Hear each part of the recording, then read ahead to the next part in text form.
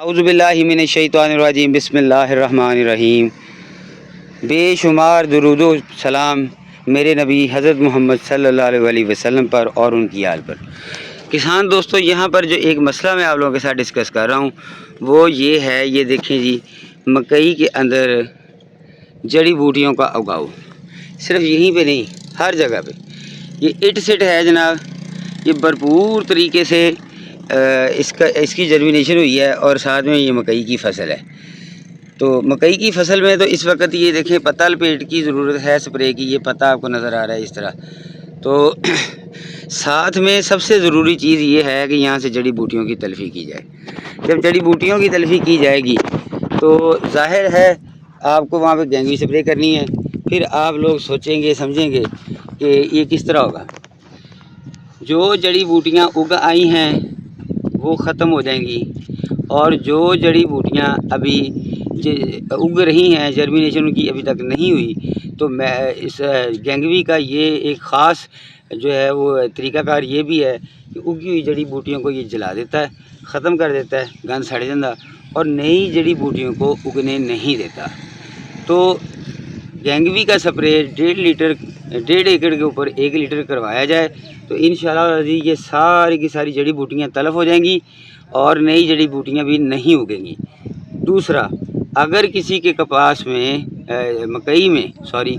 اگر کسی کی مکئی میں اگر تلہ کھبل گھاس ہوتا ہے تو اس تلے کو، اس کھبل کو ختم کرنے کے لیے، گینگوی کے ساتھ ملانے کے لیے ایک چھوٹا سا ہمارے پاس زہر ہے کاکا کے نام سے، تو وہ اس میں مکس کیا جائے تو یہ جناب تلے کو اور کھبل کو بالکل ختم کرتا ہے۔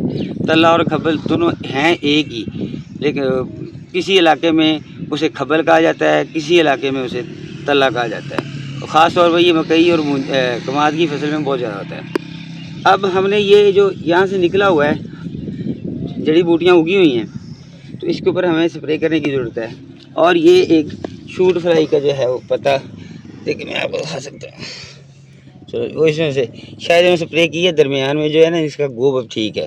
تو اس طرح کی سپرے کے بعد وہ ہمیں جو چاہیے کہ اگر مکئی کی ہم نے پیداوار اچھی لینی ہے تو پہلے دن سے ہمیں اس کے اوپر فوکس کرنا پڑے گا کہ اس کی جرمینیشن سے لے کر کٹائی تک جڑی بوٹیاں، pest control, fertiliser management, water management, یہ سب کریں گے تو انشاءاللہ العزیز ان کی پیداوار اچھی آئے گی۔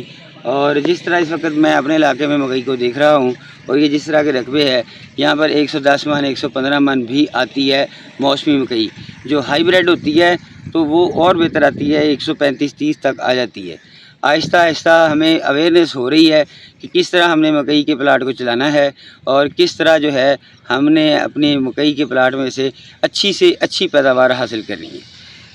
میں امید کرتا ہوں کہ یہ جو باتیں میں نے آپ کو سمجھائیں جڑی بوٹیوں کے حوالے سے آپ لوگوں کو سمجھ آ گئی ہوں گی۔ اگر آپ کو ویڈیو پسند آئی ہے تو اسے لائک اور شیئر کر دیں، اور ایسے دوستوں کے ساتھ ضرور اسے ڈسکس کریں جو خاص طور پر جدت کے ساتھ کاشتکاری کرنے کے حق میں ہیں، کیونکہ میں یہاں پر اس قسم کی معلومات فراہم کرتا ہوں جو عام روایتی طریقوں سے ہٹ کر ہے۔ تو اللہ تعالیٰ آپ کو اور مجھے لوگوں کے لیے آسانیاں تقسیم کرنے کا شرف عنایت فرمائے۔ جزاک اللہ۔